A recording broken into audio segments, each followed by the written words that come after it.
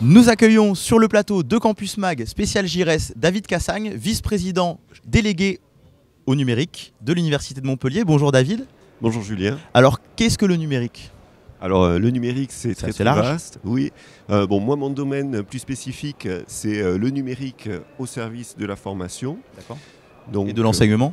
Tout à fait. Et donc plus particulièrement les activités c'est la transformation numérique de nos formations avec l'introduction de nouveaux objets comme les MOOC notamment, l'enseignement hybride. Ça se développe de plus en plus. C'est parti du Canada. C'est beaucoup maintenant en Europe. Ça se fait de plus en plus ? Alors effectivement, au niveau donc le démarrage, ça a été surtout donc aux États-Unis et c'est vrai que maintenant la France s'est bien positionnée, notamment au travers de la plateforme Fun qui a été lancée en octobre 2013. Donc cette plateforme maintenant est associée à un GIP, un groupement d'intérêt public, donc de même type en fait que ce qu'on a au niveau donc de Renater, qui est également un GIP. Et donc cette plateforme est une plateforme au service des établissements d'enseignement supérieur pour pouvoir arriver à développer leur offre donc de MOOC, qui sont des cours en ligne ouverts à tous, mais également de SPOC, donc qui sont cette fois-ci donc Small Private Online Courses, donc des cours qui sont eux avec un accès plus restreint et donc qui peuvent être intégrés aussi bien au niveau des formations initiales des établissements que des formations continues, mais également tournées vers les entreprises. D'accord. Donc ça veut dire que dans 10 ans, on n'a plus de cours avec la craie, le professeur un peu barbant qui nous endort dans l'amphi, c'est fini. Alors, je pense que les pratiques pédagogiques vont évoluer.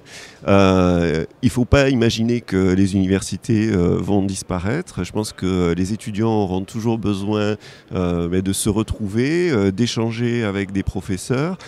Simplement, c'est les pratiques qui vont évoluer. C'est-à-dire qu'on envisage en fait actuellement des approches qui sont plus sous forme d'enseignement hybride, donc qui mêlent à la fois enseignement en ligne et de l'enseignement en présence, et puis des pratiques un petit peu comme on appelle de pédagogie inversée, classe inversée, où finalement, disons, on va essayer de mettre l'aspect qui est plus transmissif justement au travers de vidéos qui vont être des vidéos, mais qui ne sont pas des cours filmés, quoi. C'est-à-dire c'est vraiment des vidéos qui vont être beaucoup plus courtes, beaucoup plus dynamiques, qui vont favoriser l'engagement des apprenants. Et puis vulgariser aussi des fois. Il faut quand même aller dans des sujets qui peuvent être quand même assez pointus, mais par contre disons dans des formats qui sont des formats de vidéos pédagogiques renouvelés. Et alors le réseau vient rentrer en compte comment dans cette histoire, c'est-à-dire dans l'enseignement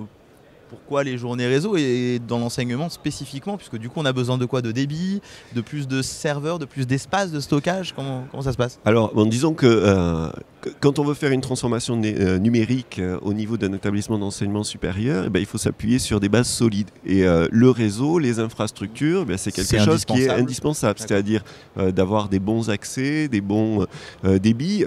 Ce qui va se passer, c'est que par exemple, quand on va vouloir utiliser des vidéos pédagogiques au niveau des enseignements, il faut que les étudiants aient la possibilité d'y accéder d'une manière qui est la plus transparente. Un peu rapide, comme YouTube, on va sur une vidéo et on l'a directement. Et ça se télécharge instantanément. Exactement. Et donc on peut en plus la télécharger en MP4 aussi derrière.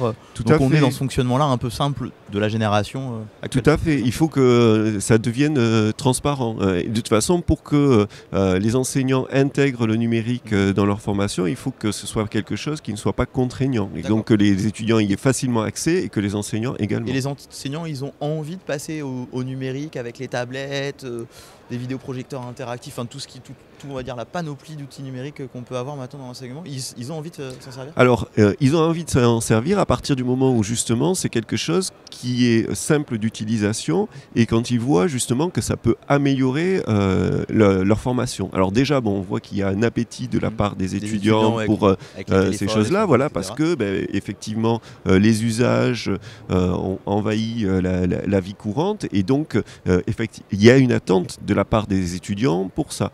Et au niveau des enseignants, ce qui se passe, c'est qu'il y a différents degrés en fait d'intégration du numérique dans la formation. Donc ça peut être du présentiel enrichi. Donc le présentiel enrichi, ça va être l'utilisation de vidéoprojecteurs, l'utilisation donc de vidéos, etc. qui peuvent être donc en présence avec les étudiants, et puis aussi mettre des ressources qui sont en ligne donc sur les plateformes pédagogiques, comme donc sur l'Université de Montpellier, on a une nouvelle plateforme pédagogique, une plateforme Moodle, qui permet aux enseignants donc de proposer à la fois des documents, des ressources, des vidéos, des quiz, etc., ou des activités d'évaluation par les pairs. D'accord. Alors ma dernière question, c'est sur... effectivement, on a fait plein de MOOC en France, c'est très bien, mais ils sont en français. À quand les MOOC, on va dire, français, anglais, sous-titrés, traduits, je ne sais pas de quelle façon Alors actuellement, donc, ce qui se passe au niveau donc, de la plateforme Fun, qui est quand même la plateforme nationale, on trouve donc 155 MOOC. Il y a 1200 inscriptions.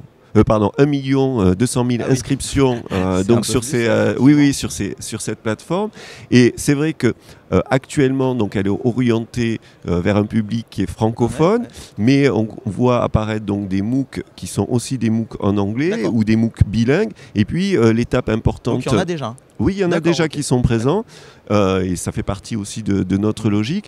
Et surtout, un des aspects très importants qui va être mis en place à partir du mois d'avril, c'est la possibilité d'avoir des certifications au travers de ces MOOC. Parce que pour l'instant, on avait uniquement des attestations de suivi avec succès, et là, ce sera la possibilité d'obtenir une certification. Comme un diplôme en plus, ou une spécialisation, on va dire. C'est surtout quelque chose qui sera un document qui aura une vraie valeur pour pouvoir après être présenté vis-à-vis des employeurs. Donc là, c'est des mécanismes, on essaye de faire les choses de façon sérieuse, de façon à avoir des examens ou de certification, où à la fois on identifie les apprenants et où on surveille donc l'examen de façon à s'assurer que c'est bien la bonne personne qui a passé l'examen.